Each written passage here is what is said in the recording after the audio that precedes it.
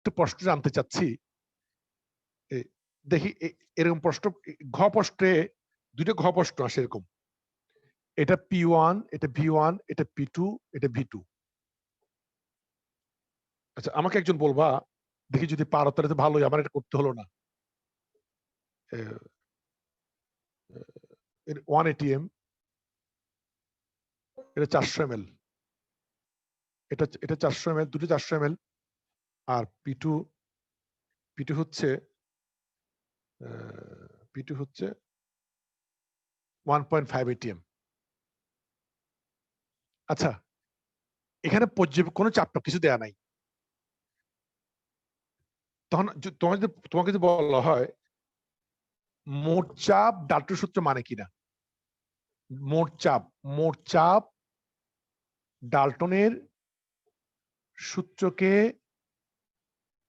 সমর্থন করে কিনা বা মানে কিনা, সমর্থন করে কিনা বিশ্লেষণ করো।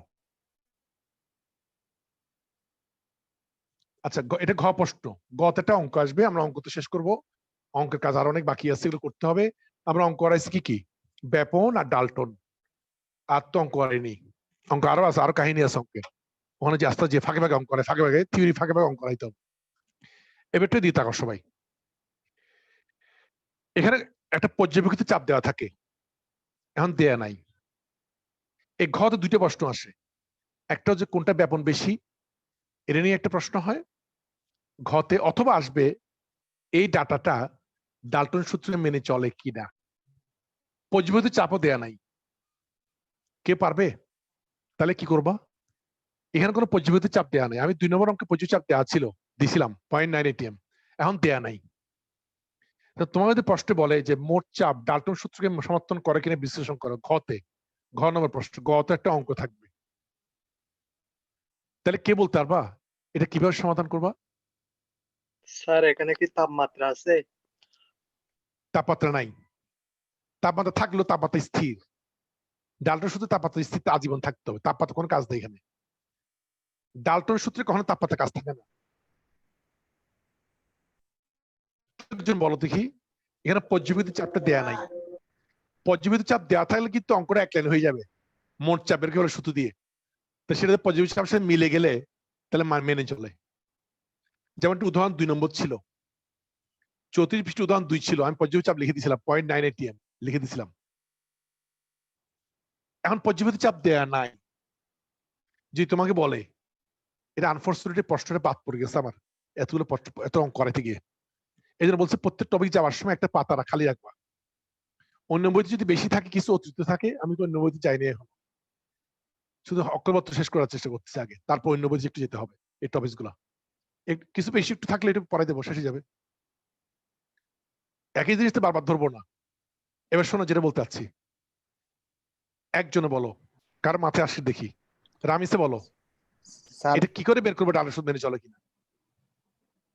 স্যার এখানে প্রথমে দুইটার আংশিক চাপ বের করতে হবে, দুইটার আংশিক চাপ বের করে একটা মোট চাপ আসবে, তারপর আবার পি, আবার পরের বারে কি করব, পি সমান P1V1 plus P2V2 by V, এই সূত্রটা দিয়ে যে চাপটা বের হবে, এই চাপের সাথে আংশিক চাপ যে দুইটা চাপ বের হবে, ওইটা যদি সমষ্টি যদি সমান হয় তাহলে ডাল্টনের সূত্রটা মেনে চলবে। তুমি কি বলতেছো, তোমার নাম কি বলো? শাকিল। শাকিল, ভালো বলছো তুমি। অন্যরা কি শাকিলের কথাটা বুঝতে পারছো সবাই?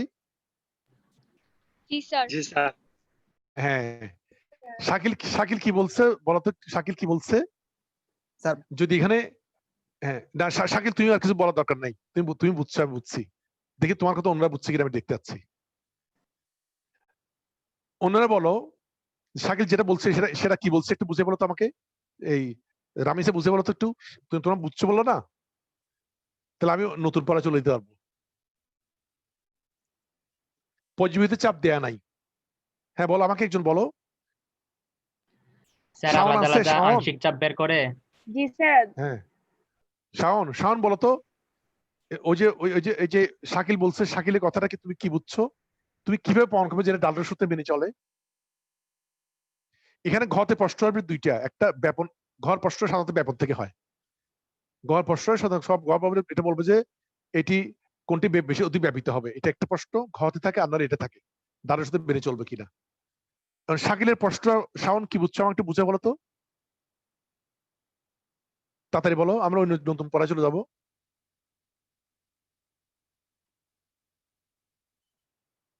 শাওন না বুঝলে আমাকে বলো, আমি বুঝে দেবো, বসিতে কি, কারণ না বুঝে তো দোষ নাই। স্যার হ্যাঁ, এখানে প্রথম মোট চাপ বের করব। না না না না না, আজকে P1 আপনারা আছে, আপনারা আছে আজকে, আপনারা আছে, আপনারা আছো, আমি স্যার আছি আপনারা বলো তো, এটা আমি ডালের সূত্র মেনে চলো, এটা কেমনে বুঝবো? শাকিল কিন্তু ভালো বলছে, শাকিল। স্যার প্রথমে হচ্ছে প্রত্যেকটা পাত্রের জন্য আংশিক আংশিক চাপ বের করতে হবে। এরপর হচ্ছে মেইন যে সূত্রটা আছে P equal to V1 plus V2 plus V3 n পর্যন্ত ইকুয়াল টু P1 হ্যাঁ, প্লাস V2 হ্যাঁ, ওই সূত্র দিয়ে যে চাপটা বের হবে, হ্যাঁ, ওই হ্যাঁ। প্রথম পাত্র দুটার যে আংশিক চাপ বের করছিলাম ওই সমষ্টির সাথে যদি মেইন চাপটা মিলে যায়, Pটা মিলে যায়, ভেরি গুড, তখন হচ্ছে স্যার ভেরি গুড, ইয়া হবে। ডালের সাথে বেড়ে চলে, হ্যাঁ, very good, very good, very good. আমি কিন্তু অঙ্কটা এই এই মানে করাতে চাইবো না, তাই একটু হিন্স দিচ্ছি, অনেকে চুপ করে আসছো কিন্তু। আচ্ছা, আমি অঙ্কটা করাতে চাচ্ছি না, তবে একটু হিন্স দিতে চাই। যদি এটা ধরো, এটা অক্সিজেন, এটা নাইট্রোজেন, হ্যাঁ, একটা অক্সিজেন, একটা ধরো নাইট্রোজেন, আচ্ছা, তারপরটা অক্সিজেন, এটা বইতে আছে প্রশ্নটা। আচ্ছা, তাহলে যদি দুইটা নাইট্রোজেন এবং অক্সিজেনের আংশিক চাপ, যেহেতু অনেকে বুঝছো, অনেকে চুপ করে আছে, আমি এর আংশিক চাপ যদি PN2 এবং PO2 হয়, তাহলে আমরা এখন কি করব সে বলো। তাহলে তাহলে নাইট্রোজেনের জন্য বয়েলের সূত্র হিসেবে কি লেখা যায় বলো তো, বয়েলের সূত্র হিসেবে বলো, PN2 V1 প্লাস V2 সমান P1 V1 লেখা যায়? জি স্যার। হ্যাঁ, তাহলে এখানে তাহলে PN2 আসবে, তাহলে P1 V1 plus P1 plus V2, তাহলে P1 এর মান হচ্ছে 1, V1 হচ্ছে 400 প্লাস 400 যোগ 400 সমান 0.5 ATM। তো এটা এটা এখন কি বেড়েছে কি নাইট্রোজেনটা? তো এখন বলো, তাহলে অক্সিজেনের জন্য কি বের করবো? P oxygen V1 plus V2 সমান কি লিখবো? যেটা ওরা বলতে চেষ্টা করছিল, ওরা ভালোই বলছে, এটা ওরা এটাই বলছে, আমি যেটা করতেছি। এখন দেখো, তাহলে P2 কত? 1.5,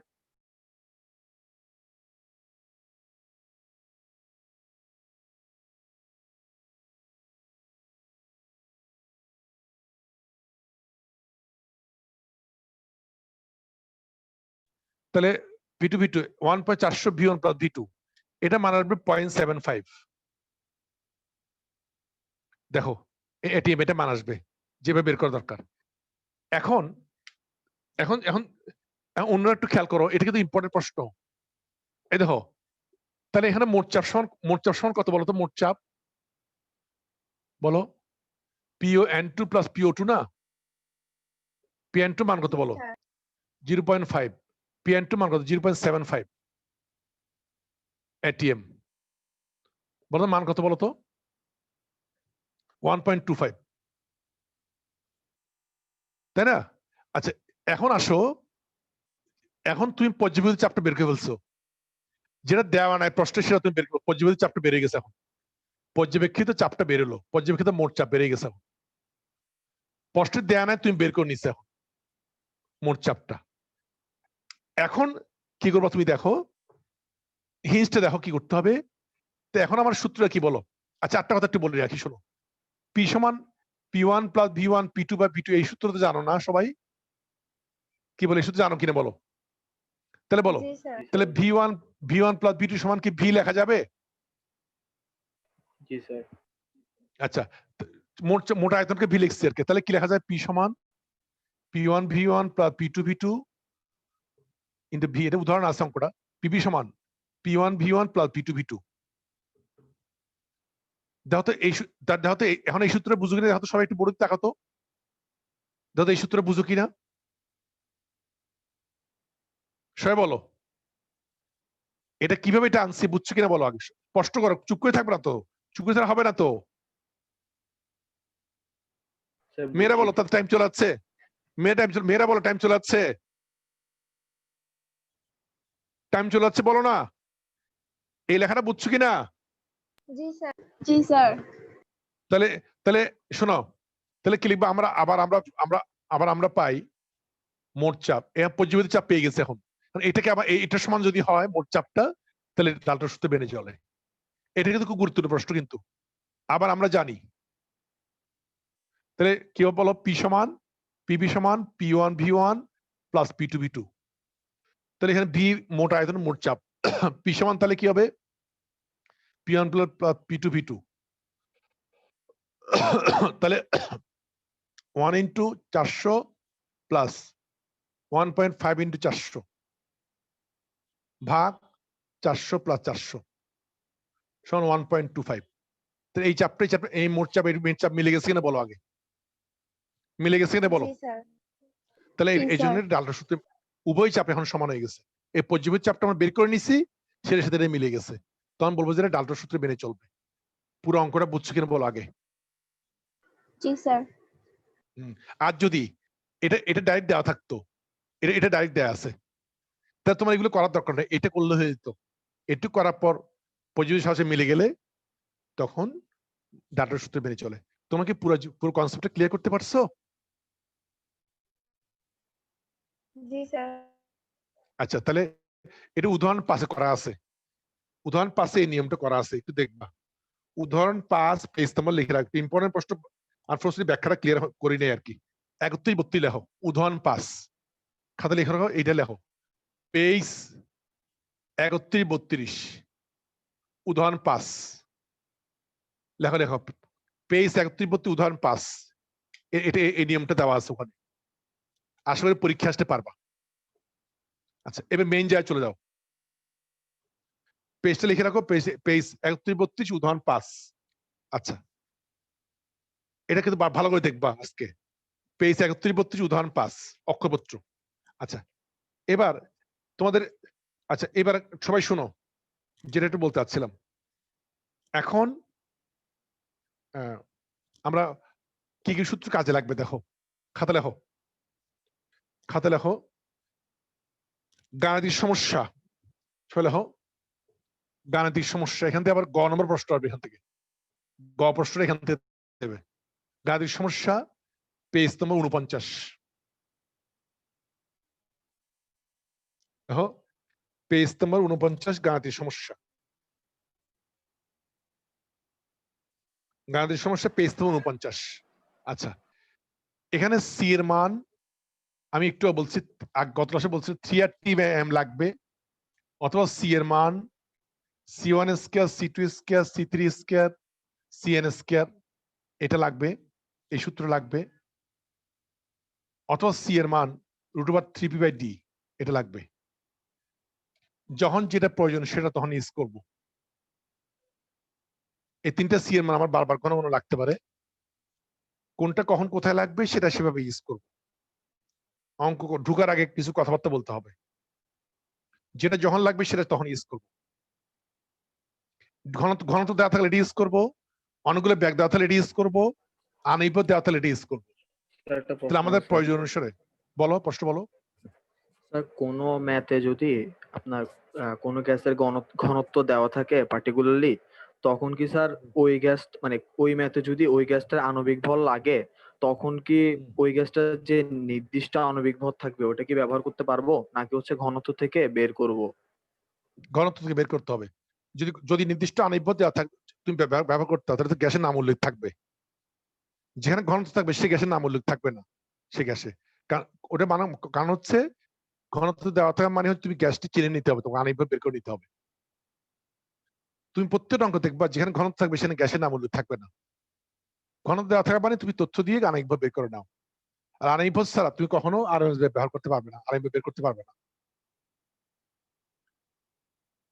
তুমি কি আমার কথা ক্লিয়ার? আমার কথা ক্লিয়ার? বুঝছি স্যার। আচ্ছা আচ্ছা, এবার আসো, এই জিনিসগুলো পরিষ্কার না করে অঙ্ক ঢুকা ঠিক না। আর কি কাজে লাগতে পারে? একটি অণু গতিশক্তি, একটি অণু গতিশক্তি বা গড়, একটি গড় গতিশক্তি সমান 3RT/m, এটা কাজে লাগতে পারে।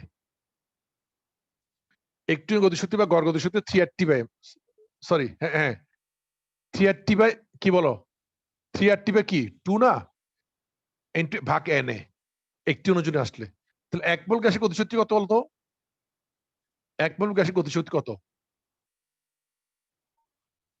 3RT বাই 2 এই সূত্র দিয়ে মোটামুটি আমরা এই অনুশীলনী কাজগুলো করতে পারবো এগুলো দিয়ে মোটামুটি আমরা অনুশীলনী কাজগুলো করতে পারবো এগুলো কিন্তু আগে তোমার খাতে করা আছে এগুলো সব করা আছে 3 সূত্র করা আছে আমি সূত্রটাকে জাস্ট এক জায়গায় জড়ো করছি যেটা আমরা বুঝতে পারি কোন সূত্র সমস্যা আটটা স্টুডেন্ট 8টা সমস্যা পড়ে 8টা সমস্যা কি পড়ে দেখো আর এর মান নিয়ে আর এর মান নিয়ে সমস্যা আগে সমাধান করছি কিন্তু প্রবলেমটা হচ্ছে কি দেখো যেমন তোমাকে বলা হলো তোমাকে একটা অঙ্ক বলা হলো একটা সহজ অঙ্ক দিচ্ছি দেখো স্টুডেন্ট ভুল কোথায় করে তোমাকে বলা হচ্ছে 25 ডিগ্রি সেন্টিগ্রেড তাপমাত্রায় নাইট্রোজেনের আরএমএস বেগ কত এটা বলা হলো স্টুডেন্ট বুঝে যাচ্ছে যে এখানে তো আনইভ দেওয়া আছে সুতরাং আমরা সি এর সূত্র নিশ্চয়ই এটা হবে 3RT বাই m হবে স্টুডেন্ট বুঝে গেছে যেহেতু আনইভ পাচ্ছি নাইট্রোজেন নাম উল্লেখ আছে আচ্ছা এখন আচ্ছা আমি যদি ধরো বসাইছি 3 ইনটু আচ্ছা এখানে কি আর মান কোনটা বসাবো আর মান কোনটা বসাবো 0.082 লিটার টিএম পার কেলভিন এটা বসাবো না 8.314 বসাবো জুল পার কেলভিন পার মোল কোনটা বসাবো 8.31 জুল পার কেলভিন 8.314 মেয়েরা বলো মেয়েদের মধ্যে কে কমেন্ট করো মেয়েরা বলো আমি এখন সূত্র কোনটা বসাবো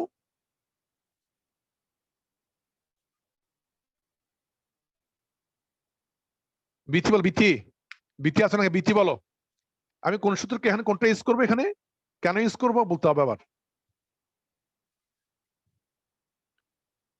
বিথি কথা বলো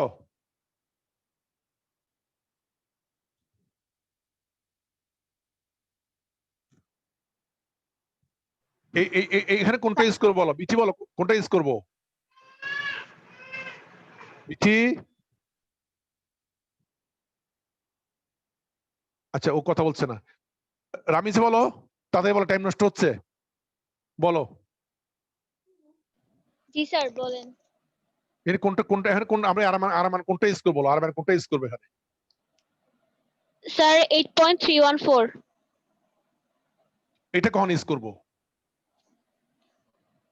স্যার এটা ইউজ করব হচ্ছে চাপ দেওয়া থাকলে হ্যাঁ চাপ আর আয়তন দেওয়া থাকলে তবে চাপ আর আয়তন দেওয়া থাকলে ব্যবহার চাপ আর আয়তন থাকলে ব্যবহার করতে পারবা না ওখানে আরো কাহিনী আছে এটিএম দেওয়া কাহিনীটা কি থাকলে ছিল চাপ এটিএম এককে থাকতে হবে চাপ আর আয়তন লিটারে হ্যাঁ না থাকলে নিতে হবে এই হচ্ছে কাহিনী আসল কাহিনী তুমি চাপ ও আয়তন থাকলে অবশ্যই এটা বসাবা ঠিক আছে কিন্তু চাপটা এটিএমের সাথে রিলেশন গুলো লিখে দিছি আমি বিভিন্ন একক সম্পর্ক চাপটা এটিএমে থাকতে হবে আয়তন লিটার থাকতে হবে আদারওয়াইজ এটা করা যাবে না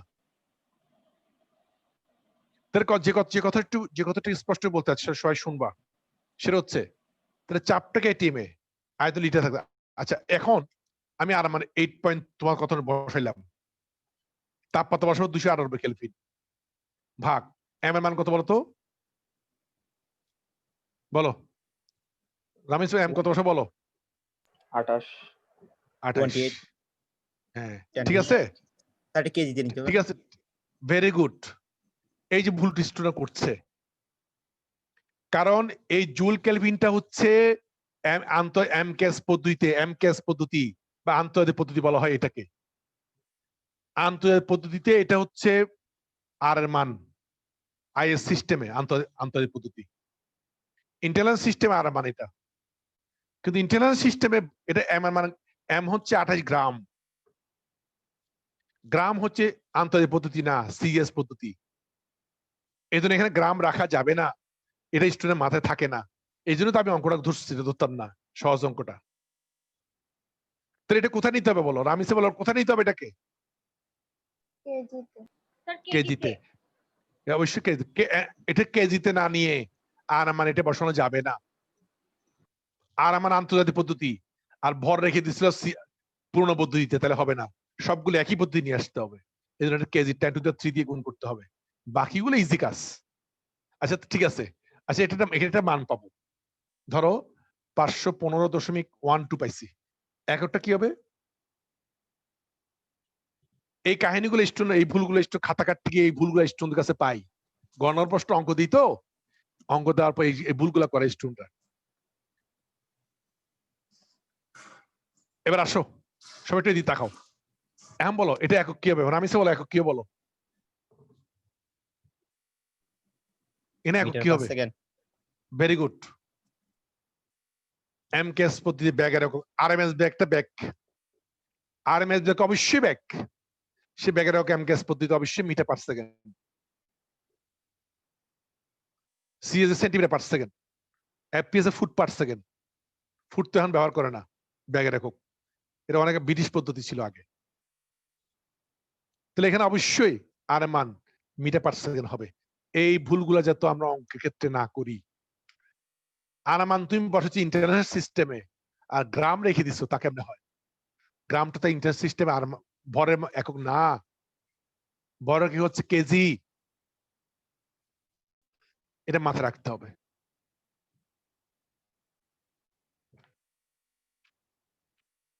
এবার আসো পেজ নাম্বার, এই জিনিসগুলো যাতে ভুল না হয় ভবিষ্যতে, আগে ভাগে পরিষ্কার হওয়া ভালো।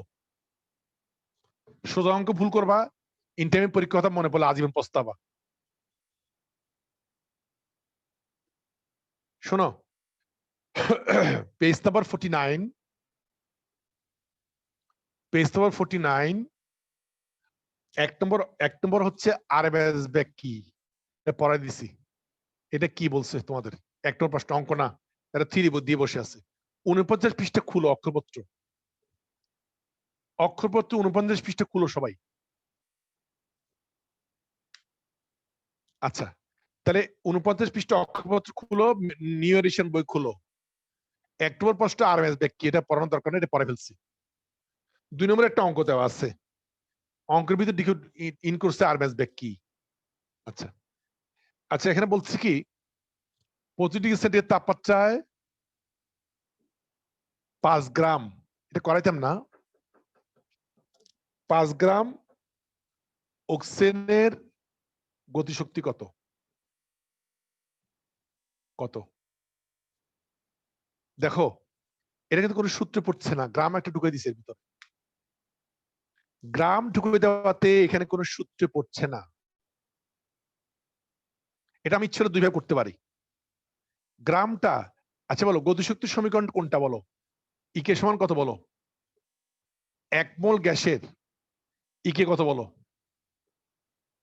3RT/2 নাকি? নাকি? জি স্যার। আচ্ছা কিন্তু এখানে তো আমি গ্রাম বসানোর কোনো ব্যবস্থা নাই, গ্রাম আমি কোথায় বসাবো? মোলে হিসাব করব, মোল হিসাব করব। এটা দুইভাবে করতে পারবো ইচ্ছা করলে। কিভাবে? n মোল গ্যাসের গতিশক্তি কত হবে তাহলে? ইকে কত হবে? 3RT/n বা 3n টা পরে দাও ভাগ 2, এটা n মোলের জন্য। ওখানে স্পষ্ট লেখা ছিল এটা 1 মোলের জন্য, এটা n মোলের জন্য এটা হবে। বাট এটা এভাবে সাজিয়ে লেখো 3nRT n মোলের জন্য। কারণ তোমার n দরকার হচ্ছে, কারণ তোমার ওখানে গ্রামে বসানোর কোনো জায়গা পাইতেছো না, গ্রাম বসানোর কোনো জায়গা পাইতেছো না তুমি এখানে। গ্রাম বসানোর একটা সূত্র দিচ্ছে, আনাই ভরে ওই যে আদর্শের সমীকরণে বসানো যায় গ্রাম, WM। এখানে গ্রাম বসানোর কোনো জায়গা নেই, তাহলে কি করবা? তাহলে একটা উপায় আছে, সেটা হচ্ছে n সমান 5/32, ঠিক কিনা বলো? গ্রামকে আনাইভ্যতি ভাগ করলে মোলে যাবে কিনা? মোলে যাবে কিনা বলো? যাবে। আচ্ছা একটা ক্যালকুলেশন করো তুই একজনে, 5 কে 32 দিয়ে ভাগ করতে। শামা আসোস? শামা জি স্যার। এটা ক্যালকুলেটর নে, ক্যালকুলেটর কাজ করে এটা। স্যার 5 কে 32 দিয়ে ভাগ কর। 0.15625 জিরো এত বলিস না, 0.156 আছে জায়গায় 2 বল, 25 এত মোল। আচ্ছা বলো দেখি, আচ্ছা শামা বলতে কিনা আর কোনটা বসাবো? স্যার 8.314 এত দ্রুত কেমনে বলে দিলি? স্যার এটা তো আগের অঙ্কটার মতোই, এই মাত্র করেছেন যেটার মতোই। কার কার মতো আমার সেটা দরকার না, তুই যুক্তি দেখা বিশেষ।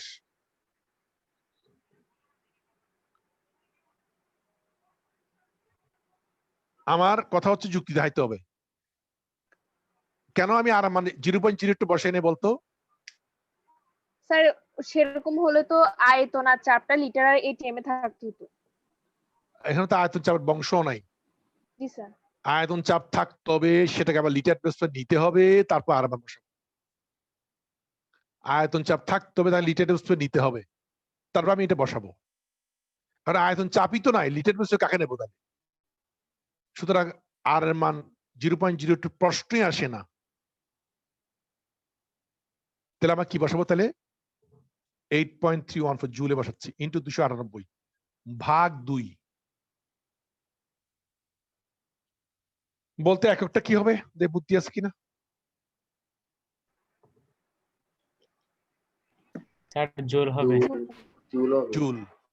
জুলের এই দেখো, এত কাহিনী যদি স্টুডেন্ট যদি একটু বেশি ভুল করে, এত কাহিনী এত বেশি এত বেশি থাকতে হবে, এত বেসিক থাকতে হবে। এই এককে ঝামেলা, এটাতে বসানো ঝামেলা, কোনটা বসাবো, কি এটা কেন, এটা বসাবো, এটা কেন করব।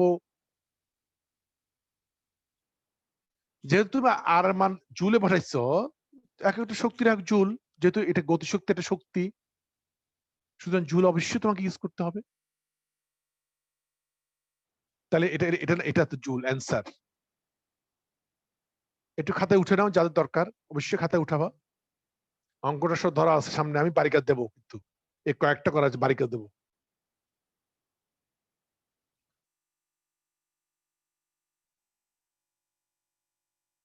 হয়েছে? জি এবার সবাই খাতা লেখো।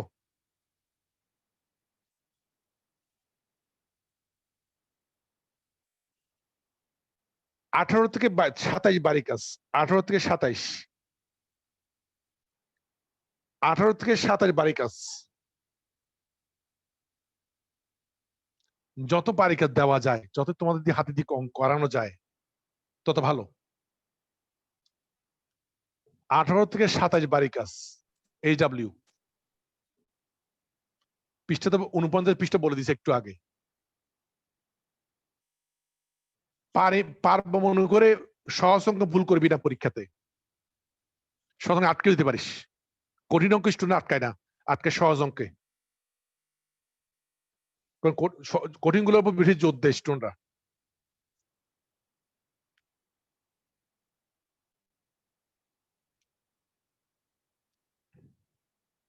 আচ্ছা, এবার একটু দিয়ে তাকাও, দেখি এটা কি করবো। দেখো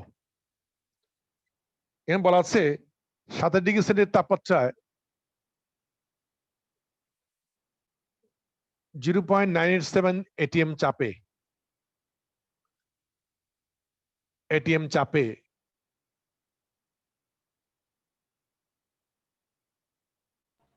স্যার 25 ডিগ্রি RCC হবে। হ্যাঁ, আচ্ছা 25 যায়। আর একটু এগুলো আয়তনটা বলো তো একটু। RCC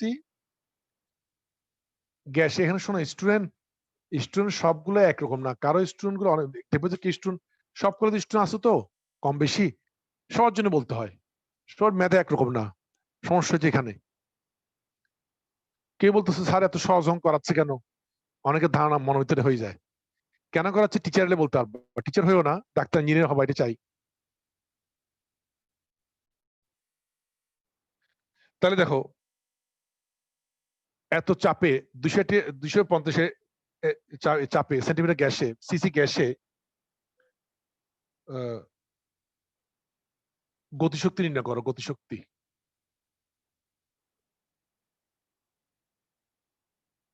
আচ্ছা, গতিশক্তির সমীকরণ তো আমাদের হাতে আছে একটাই, ই কে সমান 3RT/m, 3RT/2 বা 3nRT/2। শাওন বলো তো, আমি এটা এই গতিশক্তির সমীকরণ এগুলো কেমনে বসাবো? শাওন বলো তো এই অঙ্কটা। জি স্যার বলেন। আমি এখানে এতগুলো মান দিয়ে আমি গতিশক্তি কেমনে বের করবো বলো আগে, অঙ্কটা দেখো তুমি।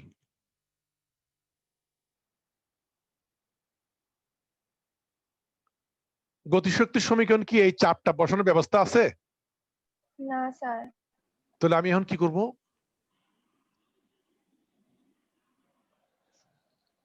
স্যার আরটির জায়গায় পিভি বসাই দিব।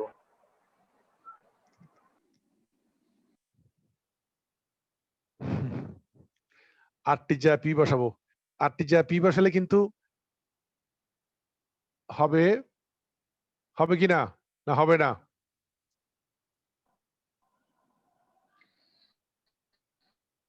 জি স্যার হবে। শান বলো হবে। জি স্যার। তো হবে পি এবং ভি এর মান পাবো, ভিটাকে লিটার নেব, কিন্তু গতিশক্তি সমীকরণ তো তখন কি হবে? তখন এককটা কি হবে বলো?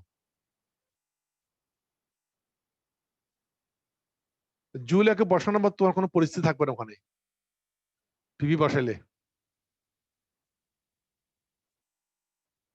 আপনার বলো, তুমি যে 8 টাকা ব্যানিশ করো, তাহলে তাহলে জুল এককটা কেমনে বসাবো তুমি? আর আর এন পাবা কোথায়?